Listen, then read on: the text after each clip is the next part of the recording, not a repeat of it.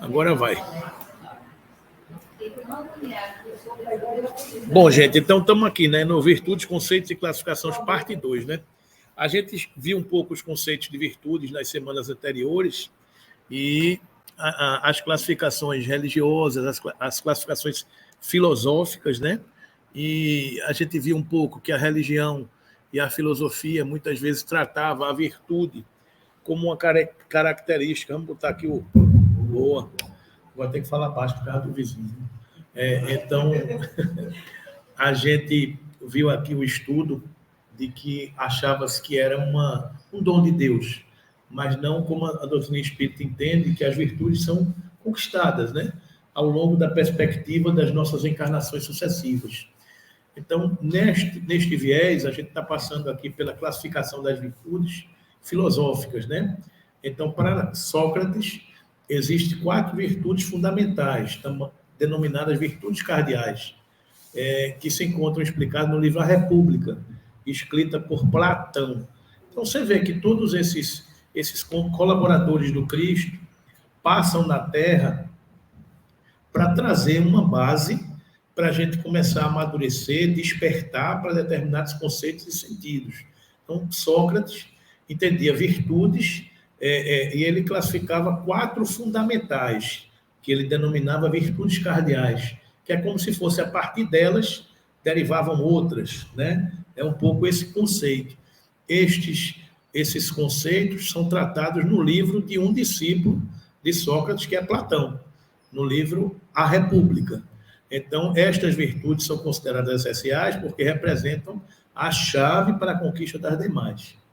Aristóteles, que já é depois deles, que já é discípulo deles, também classifica as virtudes cardeais socráticas e classificou as virtudes em 2 grupos, quanto à natureza, classificação aceita nos dias atuais. Então, Aristóteles pegou e disse que são virtudes éticas, ou do caráter, ou virtudes dianoéticas, ou do pensamento. Então, são classificações filosóficas que a gente não vem ao caso, está entrando muito no mérito dessa questão, porque a gente não é estudante de filosofia e nem vai cair no Enem nesse aspecto. É apenas um conceito e métodos de classificação, e para a gente compreender que isso passa pela história do pensamento humano. Os grandes filósofos da história da humanidade se debruçaram nesses conceitos para adquirir esses conhecimentos, para se transformarem, né?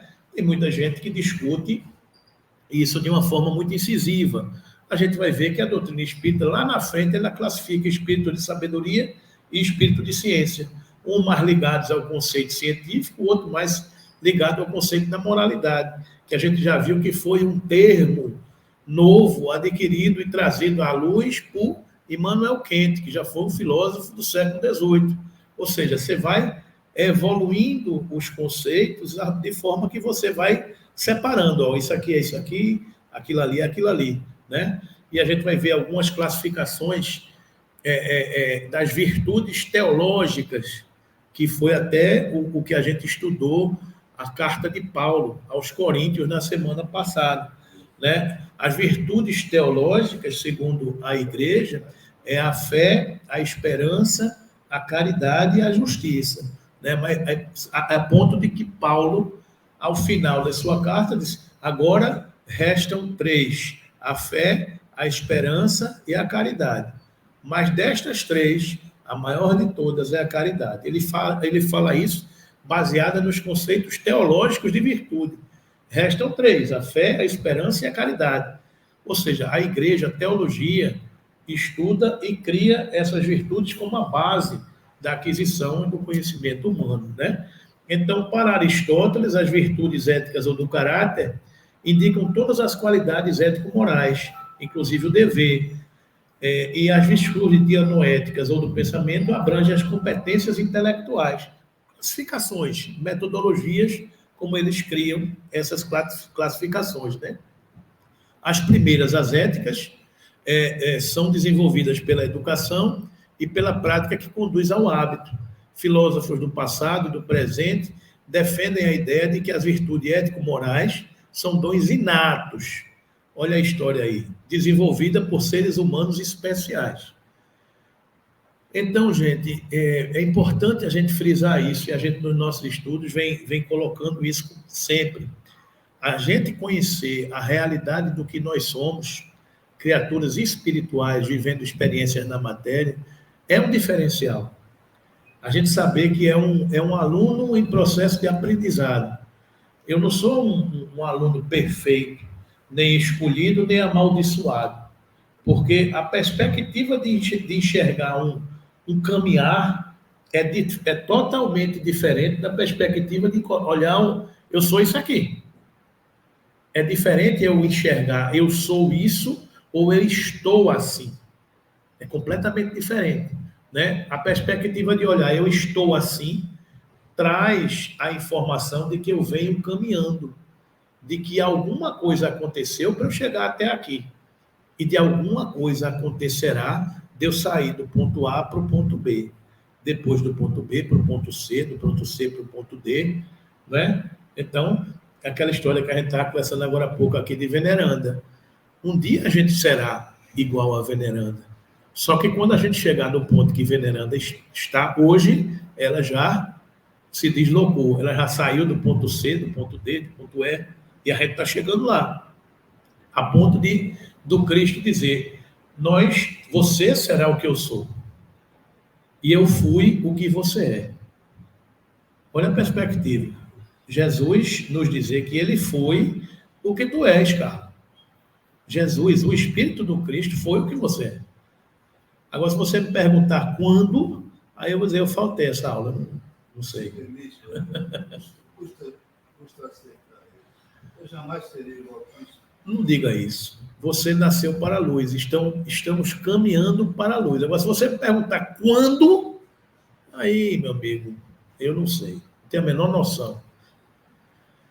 Veja, para a gente sair um pouco da Terra, tirar o pé do chão, dizem que o sistema solar que Jesus evoluiu não existe mais. O sistema solar que Jesus evoluiu não existe mais. Então, por exemplo, o colégio que meus avós estudaram ainda existe? Não. O prédio, o colégio, os professores já partiram. Eu estou falando apenas uma perspectiva desse tamanho.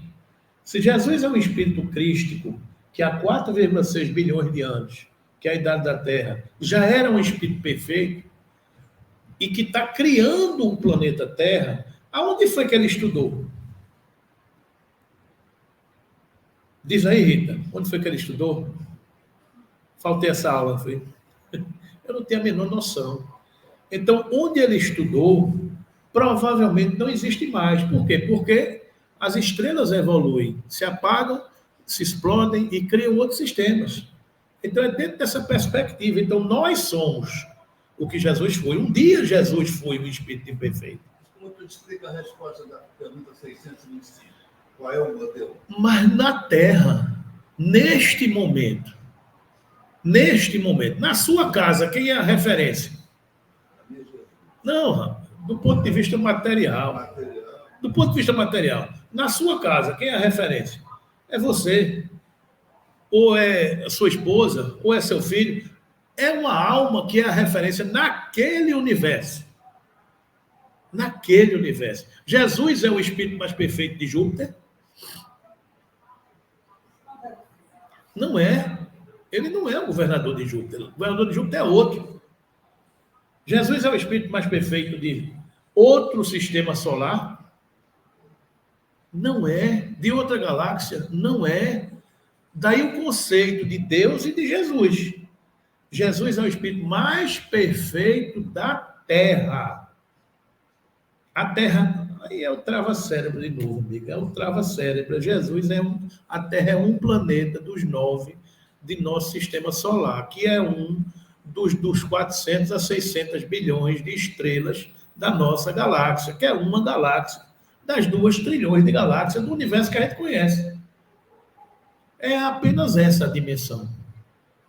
É apenas essa a dimensão. Então, existe uma perspectiva muito diferente. Nós somos viajores do tempo e do espaço. Nós recortamos espaços de tempo e espaços físicos. Nós somos a resultante disso. Isso é um recorte. Eu nasci em 1965 e vou desencarnar em 2065, espero, com 100 anos. Né? Desencarnar com 100 anos, 2065. Isso é um recorte de tempo que eu vesti a roupa de Edmundo. Mas antes de 1965, eu não era pai de Edmundo Júnior, eu não era Edmundo, eu não estava em Recife, eu sei lá onde eu estava. São as encarnações sucessivas. Então, dentro dessa perspectiva, Carlos, Jesus, nós somos o que Jesus foi. E Jesus, nós somos o que Jesus foi. Jesus foi um espírito imperfeito. Eu não sei se ele torceu pelo esporte, porque provavelmente não tinha esporte naquela época, nem náutico, né? Nem Flamengo, né? E o título não era de 87, não era do Flamengo naquela época. Então, na verdade, a perspectiva é outra, é uma evolução, é um caminhar. A alma evolui, ele evoluiu a ponto de ser o espírito mais perfeito que se encontra nesse recorte de espaço chamado Terra. Simples assim, né? Oi. Quando eu li a primeira vez o livro Fonte Viva, eu fiquei encantado. Porque o autor, né, espiritual, eu achava linda aquela coisa de comparar o nosso comportamento com a natureza. E aí era mais simples entender como que a gente tinha que fazer. Aí eu li o livro depois de muitos anos, eu conheci o livro há 2000 anos. Quando eu li, eu falei, meu Deus, agora eu entendo. Porque ele sempre falava, se você ler o Fonte Viva, você vê que ele sempre fala. Olha, eu tô. A amiga está comentando ali, daqui a pouco a gente volta, porque estou gravando, né? Vou falar rápido. Vamos lá. Ele sempre coloca aquela esperança que aquele obsessor de hoje pode ser o mentor de amanhã, não é isso? Isso. É o caminhar. Aí você vai ver, eu me assustei com o livro, porque eu falei, gente, eu nunca imaginei que Emmanuel poderia ter sido um espírito. Isso, Emmanuel foi Públio Lentulus. Então, é por aí, né? Públio Lentulus, que Lívia era a esposa dele, que era aquele espírito iluminado. Então, são perspectivas da alma humana, onde a gente entra e sai da carne sem nunca ter saído da vida, em relação à desencarnação, né? Então, a gente vai aprendendo isso, e quando esse conceito vai se assimilando em nós, a gente começa a perceber o que a gente é. Então, o estudo das virtudes também passa por isso, como um estudo de uma série de coisas. Ele vai sendo revelado de acordo com a maturidade do público daquela época. É assim. Então, as primeiras são desenvolvidas pela educação. Os filósofos do passado e do presente defendem a ideia de que as virtudes ético-morais são dons inatos, desenvolvidos por seres humanos especiais. Diferentes interpretações religiosas pregam que essas virtudes somente ocorrem por graças ou concessões divinas. Era assim que se enxergava e é assim que se enxerga ainda hoje, por quem não conhece a nossa doutrina. Estão entendendo, gente, a responsabilidade que vocês têm de já ter essa percepção, né? As segundas, as virtudes dianoéticas ou do pensamento, podem ser ensinadas por meio da instrução, daí serem muito valorizadas pelas ciências humanas, sobretudo as educacionais. Com o cristianismo, as virtudes cardeais de Sócrates, né, sofreram acréscimos teológicos, ou seja, se acrescentou determinadas ideias, a evolução do pensamento, né, sobretudo no período que constituiu a Idade Média, com Santo Agostinho e Tomás de Aquino, que são teólogos católicos, que reencarnam como padres para evoluir o pensamento da igreja, digamos assim. Santo Agostinho e São Tomás de Aquino, que mais forneceram contribuições. Alguns desses acréscimos foram bons, outros não. Na visão espírita, a virtude no mais alto grau é o conjunto de todas as qualidades essenciais que constituem o homem de bem. Então, a virtude no seu mais alto grau é o somatório de todas as qualidades que nós temos e que formam a personalidade do homem de bem. Então, a gente vai... Aí você adquire todas essas virtudes numa encarnação? Não. É um caminhar. Por isso que a gente tem essa perspectiva de que eu não sou, eu estou. Eu estou caminhando. Eu não sou acabado. Eu estou construindo permanentemente. Jesus ainda evolui? Sim, claro que sim. Jesus é governador da Terra, um planeta de expiações e provas. O planeta do mundo celeste, por exemplo, Júpiter é um planeta mais evoluído do nosso sistema solar. Deve ser um mundo celeste, um mundo ditoso. O governador de Júpiter é um espírito mais evoluído que Jesus. Sim, porque ele governa um mundo mais evoluído. Hoje, talvez, Jesus já governe outros órgãos de outra natureza, eu não sei. Eu não participei dessa votação para escolher, né? Então, mas é a perspectiva do avançar espiritual que deslumbra-se a alma humana quando a gente descobre tudo isso. Essa perspectiva nos deslumbra, porque a gente olha tudo que está ao nosso redor e sai da nossa pequenez, de olhar as nossas dificuldades, os nossos melindres, os nossos problemas. Rapaz, sai daí, vai conversando besteira, vai estar conversando aqui de orbe, que tu vem conversar do quintal. Tudo bem que o quintal é importante hoje, porque eu, para chegar lá, eu preciso passar por isso, mas eu não tenho que estar preso ali. Eu tenho que deixar que minha alma voe, Fernão Capelo Gaivota, né? Tem que deixar que vá, que atinja as alturas, não é isso? Então, essa é a perspectiva. As virtudes cardeais de Sócrates e Platão é a prudência, aquelas 4, né? Também conhecida como sabedoria, é a virtude do conhecimento superior, das coisas excelentes, o grau mais elevado do conhecimento. A fortaleza, entendida como coragem, é a opinião reta e conforme a lei sobre o que se deve e o que se não deve temer. É a virtude do entusiasmo, a que administra os impulsos da sensibilidade, dos sentimentos e do afeto. A temperança, vista como autodomínio, medida, moderação, é a amizade, a concordância das partes da alma existentes, quando a parte que comanda, as que obedecem, concordam com a opinião do que cabe ao princípio racional governar, e assim não se lhe opõe. Neste sentido, a temperança aplica-se tanto ao indivíduo como ao Estado. O equilíbrio, né? A moderação e a justiça, que estabelece discernimento entre o bem e o mal, podendo estabelecer 2 significados. Justiça como conformidade da conduta a uma norma, ou seja, a justiça que a gente conhece é você seguir as leis, e justiça como eficiência de uma norma. Aquela norma é justa ou não é justa? De acordo com o momento que a humanidade atravessa, né? Há leis, como a de Talião, que num determinado momento foi justa. Hoje, essa lei não é mais justa, porque a humanidade evoluiu. Então, hoje, ela não é uma norma eficiente, mas já foi, porque a humanidade progride. Diria a mesma coisa para a pena de morte.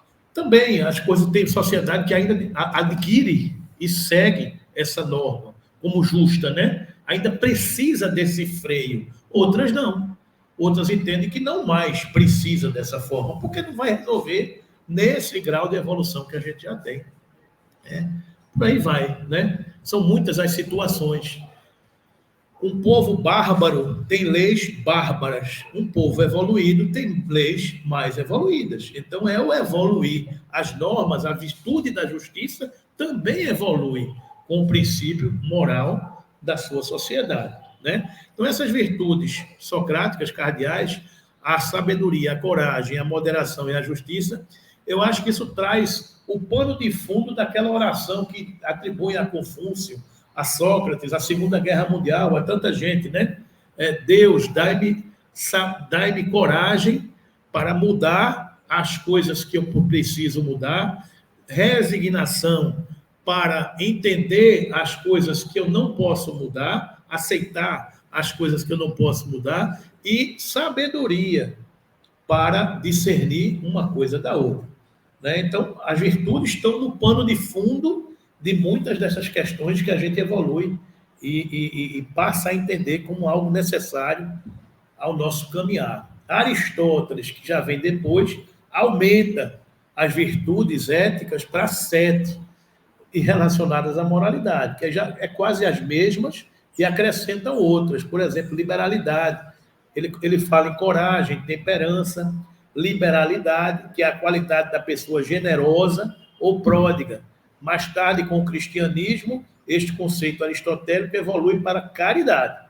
Ou seja, você vai que os filósofos vão criando a base do pensamento que surge para a gente chegar com a doutrina espírita e dizer que fora da caridade não há salvação. É um evoluir, é um preparar da humanidade. E os espíritas de hoje, onde estavam nesta época? Provavelmente debatendo essas coisas, para aprender a base de tudo isso e apresentar para a humanidade. Como codificador, Kardec foi John Hus, no século XIV, na Tchecoslováquia, um teólogo, né, na região de Praga, filósofo, estudioso, teólogo, foi reitor de uma universidade, mas trazia a base de tudo isso. Foi celta nas Gálias, ou seja, é o arcabouço das virtudes que a gente vai adquirindo. A gente vai preparando a base para entender, para compreender. Por exemplo, esse auditório aqui deve estar cheio de almas que foram ciganos em encarnações pretéritas, como ontem a gente recebeu um grande grupo de ciganos, e por eu estar falando aqui, pode ser que estejam aqui ouvindo essas coisas, mas tem as suas virtudes de mediunidade, de compreensão de determinado fenômeno, de lemão, né, de tudo isso. Então, vão compreendendo hoje a camada da doutrina espírita para compreender tudo isso, né? Religiosos, que foram muitos, que fomos tantas vezes, que estudamos com Agostinho de Hipona e com Tomás de Aquino, tantas virtudes filosóficas que a igreja trouxe. Aprendemos na Grécia com Sócrates, com Platão, com Aristóteles, e somos hoje a resultante de tudo isso, com o arcabouço que nós já temos. É assim que a doutrina espírita nos apresenta, né? Então, a gente não é um ser especial. Eu nasci iluminado por Deus e tenho uma estrela brilhando na minha testa porque eu fui um agraciado. Não. Eu tenho um caminhar. Adelaide tem um caminhar. Não é isso? A gente tem a nossa história construída com os nossos esforços ao longo de tantas existências. É isso que a gente vai compreendendo. Aristóteles amplia coragem, temperança, liberalidade, magnanimidade, qualidade de pessoa indulgente e tolerante, que sabe perdoar ofensas. Segundo Aristóteles, a virtude que consiste em desejar grandes honras é ser digno e ser digno delas. Esta virtude acompanha e engrandece todas as outras. Quem é digno de pequenas coisas e se considera digno delas é moderado, mas não magnânimo.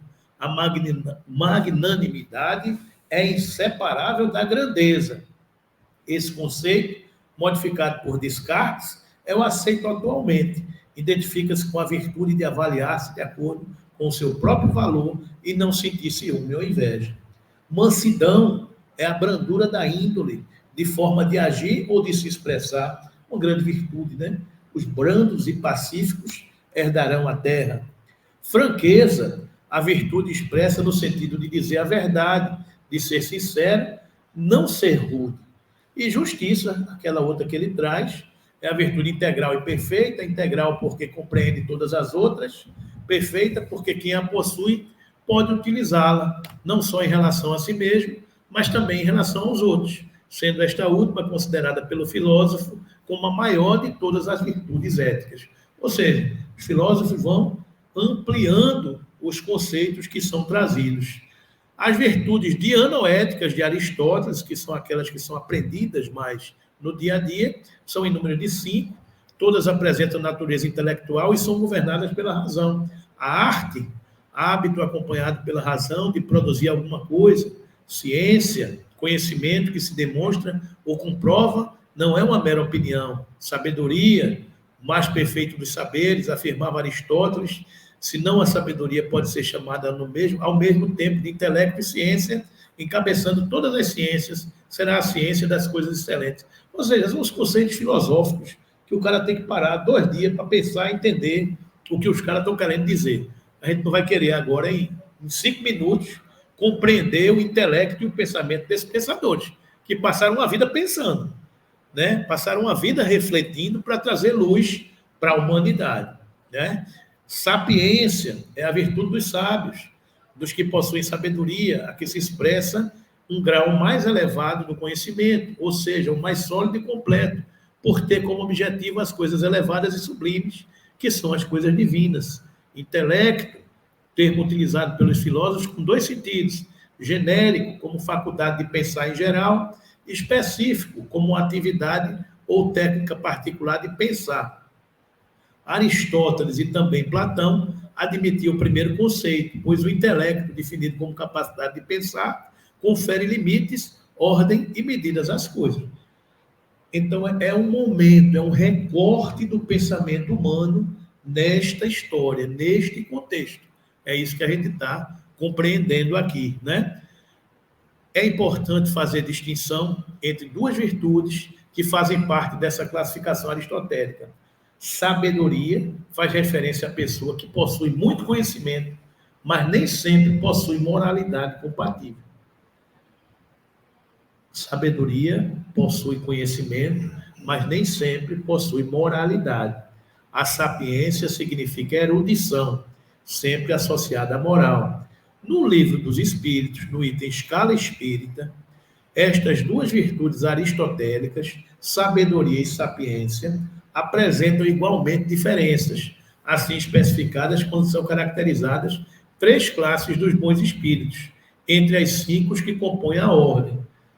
Lembro a segunda ordem dos bons espíritos, primeira ordem, espíritos puros, segunda ordem, espíritos, bons espíritos, terceira ordem, espíritos imperfeitos.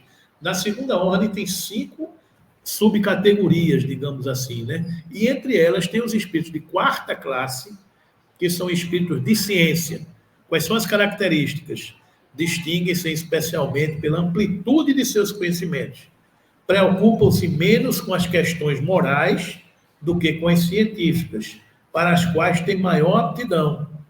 Entretanto, só encaram a ciência do ponto de vista da utilidade e jamais dominados pelas paixões peculiares dos espíritos imperfeitos. Ou seja, os de ciências estão focados no advento científico das coisas do mundo, né?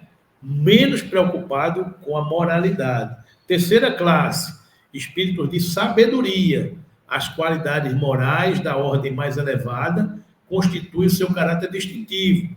Sem possuírem conhecimentos ilimitados, são dotados de uma capacidade intelectual que lhes faculta o juízo reto sobre os homens e as coisas. Já é uma categoria mais avançada. E os espíritos superiores, que são quase no topo da classificação, reúnem em si a ciência, a sabedoria e a bondade. Sua linguagem, que só transpira a benevolência, é constantemente digna, elevada e muitas vezes sublime. Sua superioridade os torna mais aptos do que os outros a nos darem as mais justas noções sobre as coisas do mundo incorpóreo, dentro dos limites do que é permitido ao homem saber. Quando, por exceção, encarnam na Terra, é para cumprir missão de progresso, e então nos oferecem o tipo da perfeição a que a humanidade pode aspirar nesse mundo.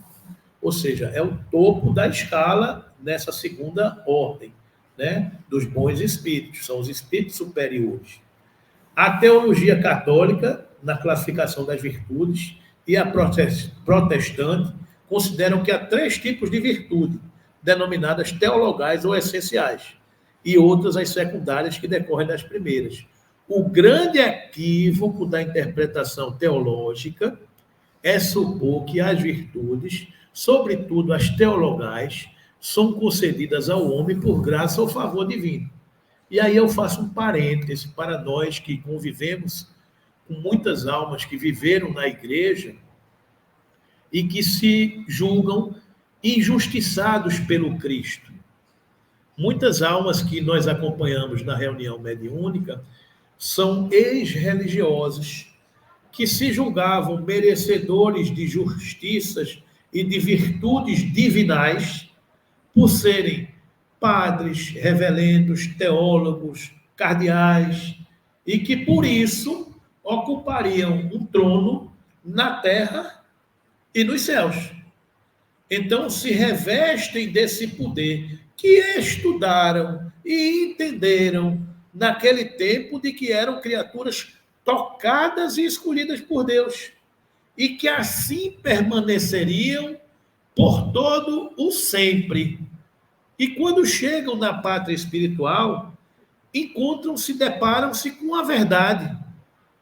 A virtude de ser tocada por Deus é a caridade, é a benevolência, é o amor, é a empatia, é o que eu estou fazendo com aquilo que representa eu ter sido escolhido naquele tempo, naquele lugar, naquele posto de trabalho. Isso não me credencia para a eternidade.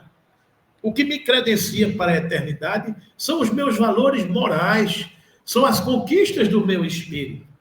Então, eu estou falando isso pela quantidade de espíritos religiosos que devem estar nesta assembleia, para dizer a eles que o Cristo não os enganou, o Cristo não os traiu, o Cristo não lhes ensinou que as virtudes eram colocadas às mãos de pessoas especiais. Apenas aos poucos esses conceitos são revelados. E a doutrina espírita, esta que estudamos hoje, coloca essa luz, essa base, esse conhecimento, essa informação de dizer que tudo isso é aprendizado, que tudo isso é caminhar. Mas o que você aprendeu de conhecer o evangelho, conhecer o cristianismo, não é para ser jogado fora, nem é para se transformar em revolta. Pelo contrário, é a base de conhecimento que vai fazer com que vocês cresçam e ajudem o Cristo. O mesmo Cristo de 2000 anos atrás e da Idade Média a ajudar a humanidade dos irmãos que estão mais para trás. Porque nós também já aprendemos que a alegria dos céus é esvaziar os infernos. Então, quem está na frente ajuda quem ficou para trás. Ao invés de revolta, amor e gratidão por tudo que já aprendemos, por tudo que já acessamos e pelas coisas que ainda vamos aprender. Oi. Eles têm esse entendimento que foi de um ponto de vista de uma época, mas nós ainda hoje, aqui na casa de a gente tem muito a estrutura desse período. A gente vê pessoas que têm PhD De ciência. Ou pessoas Agnósticas, que não acreditam nem em Deus. Isso. Ou pessoas muito ricas, porque têm muita capacidade ou muito poder, com bondade. Então, eu posso confiar em fulano, porque fulano é rico. Eu posso, porque fulano disse, ele está certo. Porque fulano tem poder muito grande. É a lei dos homens, né? É a lei da matéria, né? Então, essa confusão permanece durante os tempos de formas e estruturas diferentes. É porque a gente não entendeu ainda o evangelho, sabe, Adelaide? Porque há 2000 anos Jesus chegou para um povo que estava ali e disse: arrependei-vos, vós que andais em trevas, porque eu venho para vos ensinar as coisas do reino dos céus. Ou seja, Jesus vem há 2000 anos para dizer: ei, pare, vocês estão investindo nas coisas do reino material, mas eu venho vos ensinar as coisas do reino dos céus. E as coisas do reino dos céus não são essas que você está falando aí. As coisas do reino dos céus são as virtudes adquiridas pela alma, pelo esforço, pelo trabalho, pelo amor, pela dedicação, pela luz que a gente carrega. E nós nos equivocamos, e aí eu me coloco nesse meio, porque, por certo, eu era um desses religiosos que me unia ao Estado para dominar o povo, que me reunia ao Estado para jogar fora os cálices de madeira, a igreja simples do caminho e construir a opulência dos templos religiosos da Idade Média, cheio de ouro, de pompa. Não é? Nós éramos esses reverendos, nós éramos esses cardeais, que achávamos que eram criaturas especiais tocadas por Deus e pela virtude, e que botavam um anel no dedo, um adorno, para que o povo andasse atrás beijando minhas vestes e beijando meu anel, como se eu fosse a própria divindade, esperando um céu beatífico que ia me receber cheio de pompa e glória. Quando eu chego no céu, cadê? Eu não entendi o reino dos céus. Eu continuei querendo levar para o céu o reino dos homens. É um equívoco. É um equívoco. Francisco de Assis, o nosso João Evangelista, volta com a missão de reerguer a Igreja do Cristo. reerguer a igreja espiritual, criar a casa espiritual nos homens. E ele tentou, com seu voto de pobreza, trazendo a simplicidade e a luz que Cristo pregou. Então, estes são os equívocos que nós cometemos ao longo da história humana da interpretação da mensagem cristã. Oi? E esse exemplo, um exemplo bem próximo é o de Chico Xavier, que a gente até recebeu um vídeo. Sim, sim. A história Dele. Ele falando que não tinha esses bens materiais, mas que era muito feliz pelas conquistas dos amigos, ele escrevendo a vida dele. Foi muito lindo isso. Então, está muito próximo da gente. Esse exemplo, né? É porque a alma humana, Cida, quando a gente vai crescendo e vai entendendo as coisas, a gente é menos matéria e mais espírito. A gente deixa de achar importante as coisas da matéria e começa a prestar muito mais atenção nas coisas que a gente pode levar, porque é só o que nos pertence. Nada me pertence nesse mundo, a não ser o que eu posso levar comigo. Né? Então, a gente vai se desmaterializando. A gente precisa ir se desmaterializando. Não tem mais esse negócio de meu carro, minha casa, minhas posses, meus bens. Eu não tenho nada. Tem um exemplo também bem próximo da gente, que é o de João Paulo II. Antes dele partir, ele pediu perdão pelo estudo que a gente sabe, ele pediu perdão pelas igrejas. Pelo que fizeram com os índios e com os escravos. Não é nem o material, é perdão com o que fez com o próximo, com os índios. Enquanto eles escravizaram os índios e os escravos. E a gente tem que pedir perdão mesmo, porque a gente estava no meio. A gente não é santo há muito tempo, não. A gente só é santo faz pouco tempo. Já caiu na sensibilidade dele, né?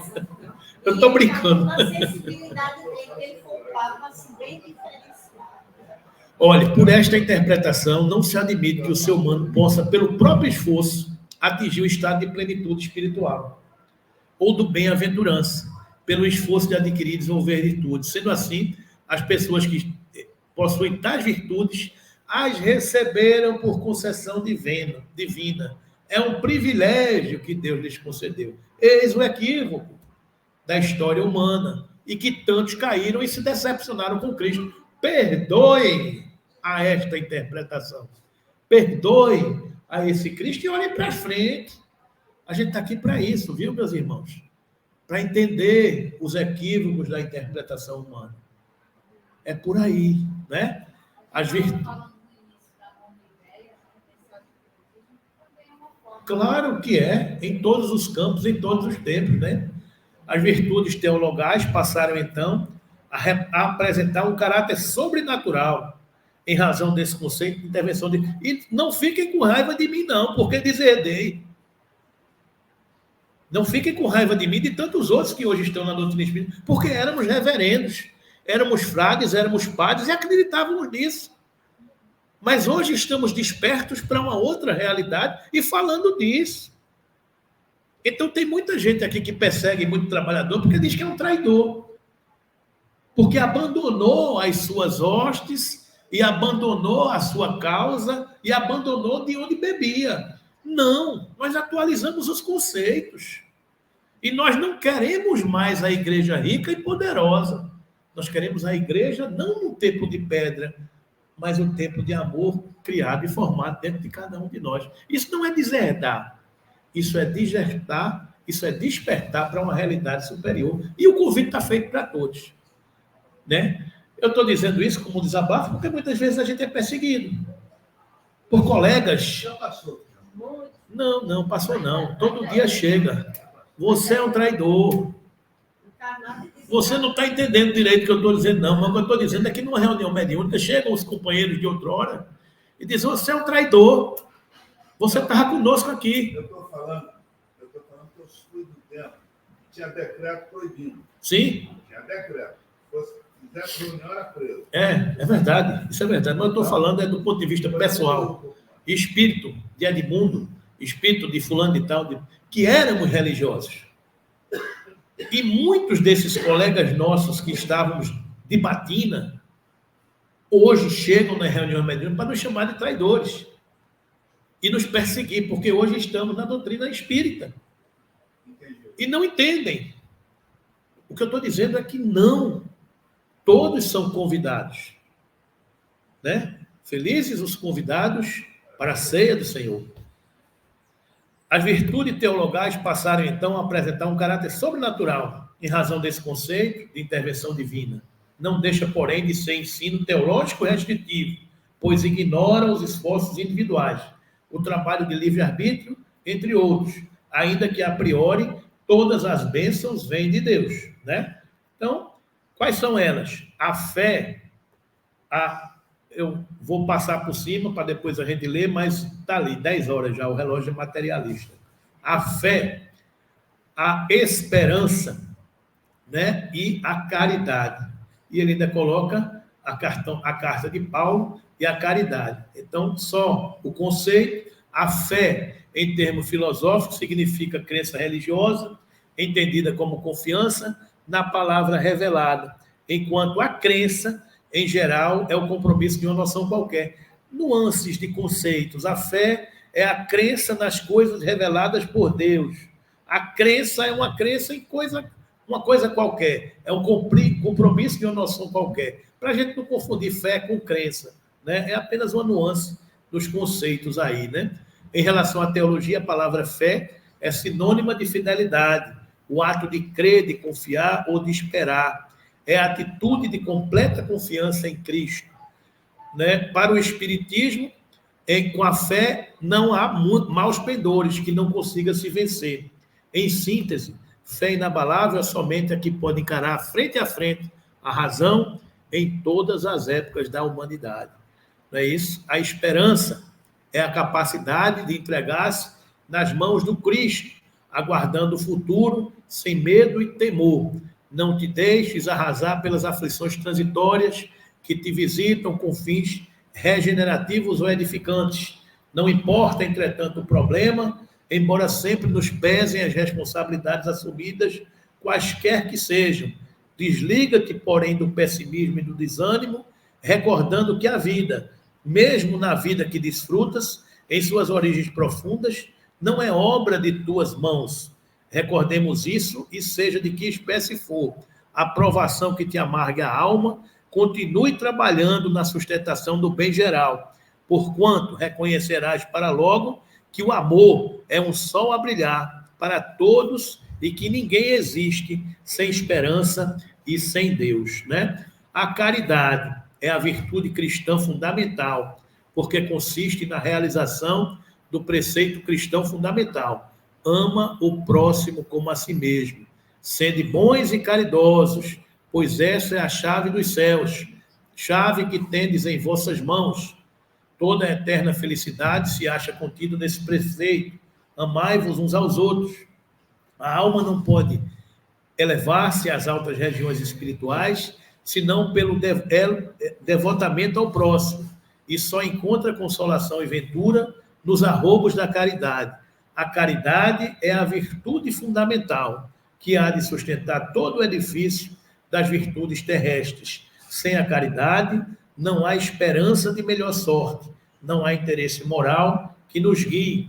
Sem a caridade, não há fé, pois a fé não passa de um raio muito puro que torna brilhante a alma caridosa. A caridade é, em todos os mundos, a eterna âncora de salvação. É a mais pura emanação do Criador. É a sua própria virtude dada por ele à criatura. E eu não vou me cansar de ler, e eu vou concluir lendo a carta de Paulo aos Coríntios. Ainda que eu falasse a língua dos homens e dos anjos, e não tivesse caridade, seria como metal que soa ou como sino que tine. E ainda que tivesse o dom da profecia e conhecesse todos os mistérios e toda a ciência, e ainda que eu tivesse toda a fé, de maneira que transportasse os montes, se não tivesse caridade, eu nada seria. E ainda que distribuísse toda a minha fortuna para sustento dos pobres, e ainda que entregasse o meu corpo para ser queimado, e não tivesse caridade, nada disso me aproveitaria. A caridade é sofredora, é benigna, a caridade não é invejosa, não trata com leviandade, não se soberbece, não se porta com indecência, não busca os seus interesses, não se irrita, não suspeita mal, não folga com a injustiça, mas folga com a verdade. Tudo sofre, tudo crê, tudo espera, tudo suporta. A caridade nunca falha, mas havendo profecias, serão aniquiladas. Havendo línguas, cessarão. Havendo ciência, desaparecerá.